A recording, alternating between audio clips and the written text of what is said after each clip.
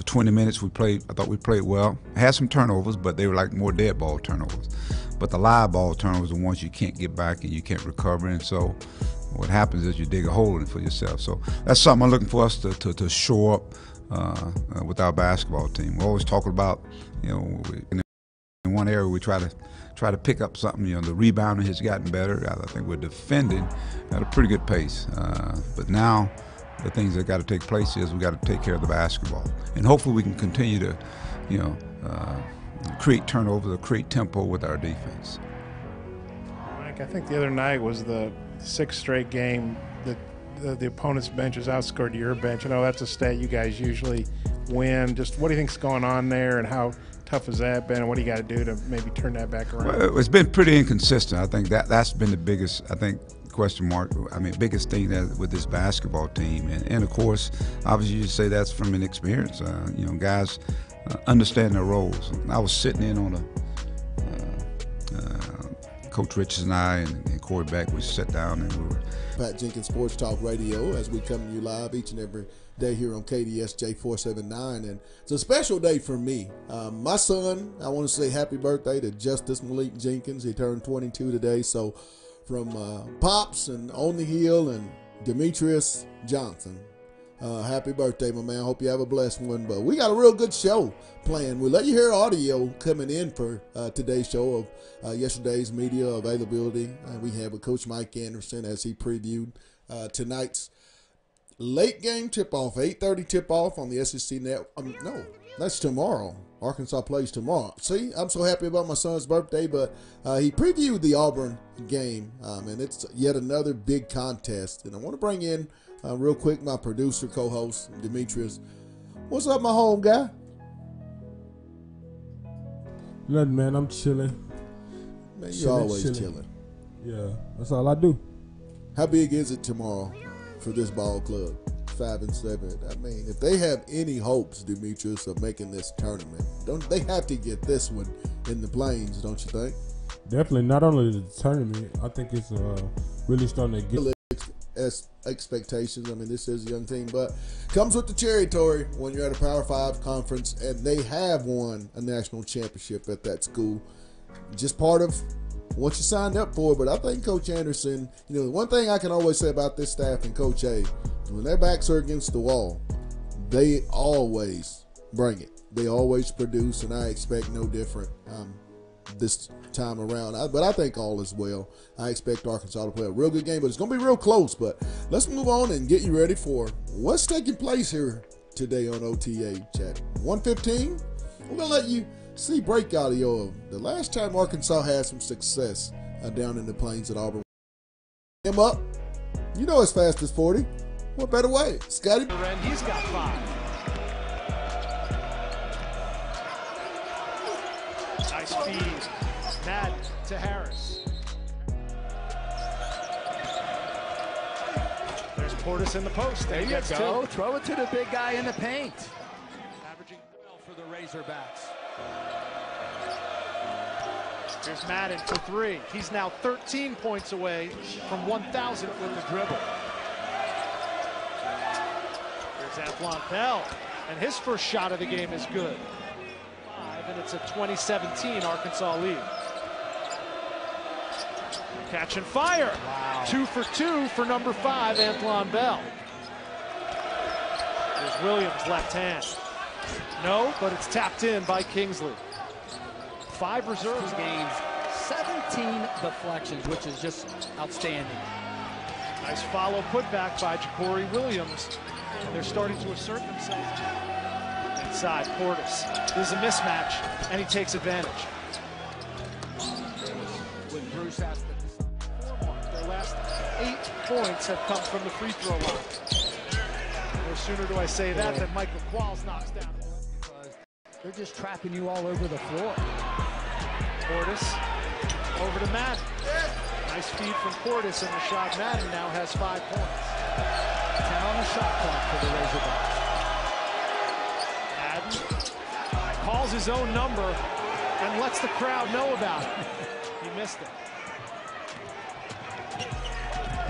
Look at that pass. And the finish by Williams. What an assist by the 2 minutes to go. And an extended first half of play. Dominated by fouls, but... Coach's son. Walls from deep. Around. And finally it drops down. A stranger three-pointer you will not see. Nice feed again, and Keaton Miles finishes with a slam. Casey Ross Miller, immediately after he shot it, was arguing with the refs to no avail. Arkansas with an 11-point lead on the road at the half. Let's go to the studio for the ESPNU halftime report. Portis knocks down his first shot. We haven't seen Taj Shamsuddin, the starting point guard for the Auburn Tigers. That'll get their 8th win in conference. Move into sole possession of second place, and Bobby Portis with the offensive rebound and the putback. Struggles because those guys aren't just ready to step up in SEC. Getting a couple steals every game, things like that. Another thing is P.J. Washington. I mean, the last, 7, I think he scored at least 20 points in 7 out of the last 8 games. I mean, he just, there was, parts of the game, if you watched Saturday, he just took that game, over. I think that's two of the biggest things. And then I think what you're also seeing is what happens every year, with the John Calipari team. They struggle trying to find themselves, November into December. And then, you get to around the 1st of February and they start figuring it out and putting it all together. And I think that's what you're seeing right now. Came back for a second season.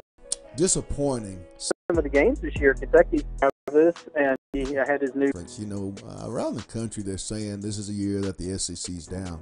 I beg to differ. What I do see, and I have started to see, is parity. With some of the younger teams now, like a Tennessee, they're the mature group. Also, too, I'm starting to see just great recruiting taking place throughout the SEC. Vanderbilt, Bryce Drew, Will Wade, we understand, you can kind of see what he's starting to do.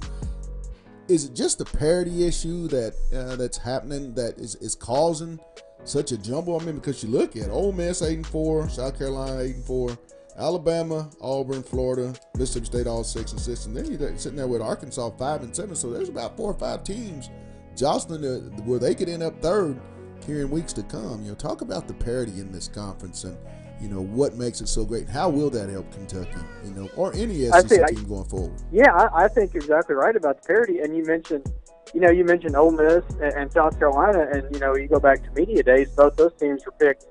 I think Ole Miss was picked last in the league, if not, or next to last, and then South Carolina was down there as well. But like I said, you've got like the 4, you've got kind of the 4 teams at the top right now with Kentucky, Kentucky, Tennessee, and LSU, and then. Auburn, started off great, and they've really stumbled, the last few weeks. But, like I said, it's kind of what I was talking about earlier. The SEC, anybody, any given night, anything can happen. Somebody can, somebody gets hot. You pull the upset, and it's. Who would that team be and why? Well, I think you have to, start with Kentucky. If for no other reason. You go by the history, and you also go to the fact that, the tournament is in Nashville, and, it's probably going to be 10, 12,000, UK fans, heading down there. I think Tennessee has a good, it still amazes me. We were looking at something the other day, Tennessee won the first, when they brought back the SEC tournament, Tennessee won the first one, in 1979 and hasn't won one since, which I think is, I'm 99% sure on that one, but I think everybody else has won. I think has won one now since then. But I think they've got to be a favorite. They almost beat Kentucky in the finals last year, and you just never know.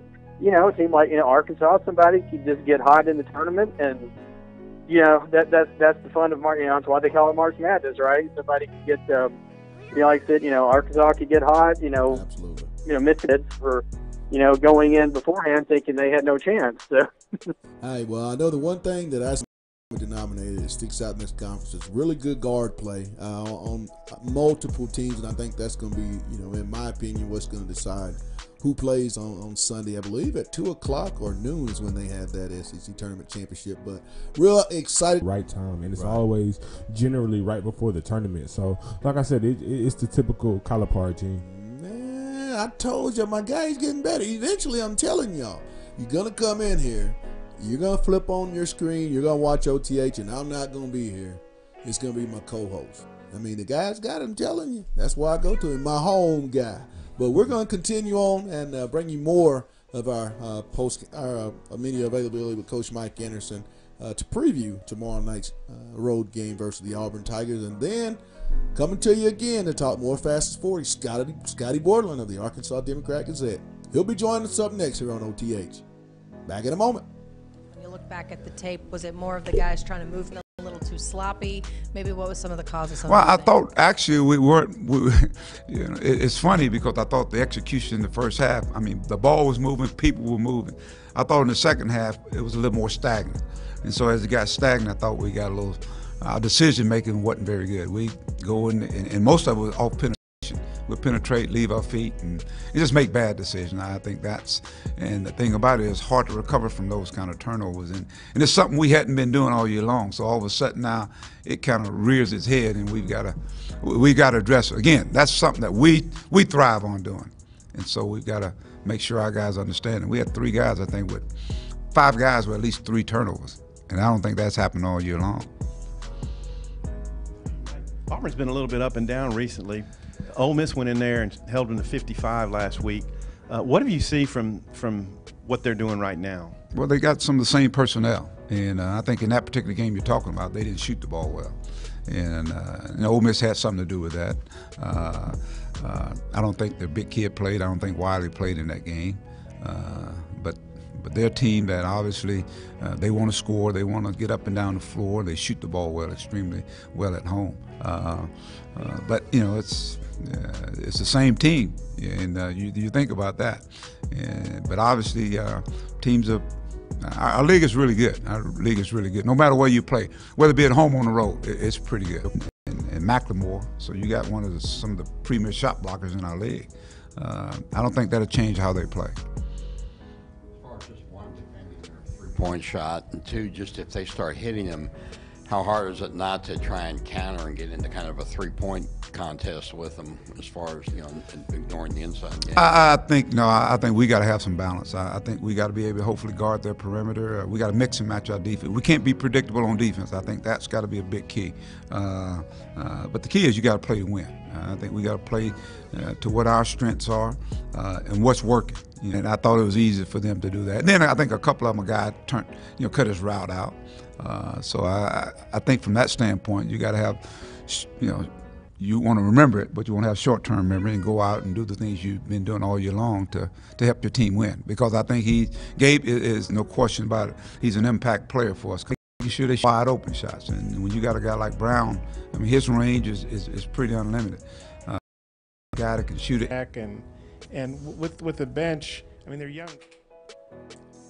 Welcome back. It's our Tuesday edition. It's our February 19th edition of On the Hill with Pat Jenkins Sports Talk Radio, brought to you here on KDSJ 479. And real quick, before we get to our next guest, I want to give a shout out to our sponsors, Lindsay & Associates, with an office location in Fayetteville, an office location also too in Rogers. The Baymont Hotel, located at 735 South Shiloh Drive in Fayetteville. And lastly, Locomotion. It's located just below the Northwest Arkansas Mall. But now as we continue on, it's Fastest 40 Talk. And you know who we like to talk to? Scotty Borderland of the Arkansas Democrat-Gazette. Scotty, welcome back to OTH, my brother. Thank you guys for having me again. This game, when you look at make a ton of, does that give you an advantage on the inside with Dan? And he said no, but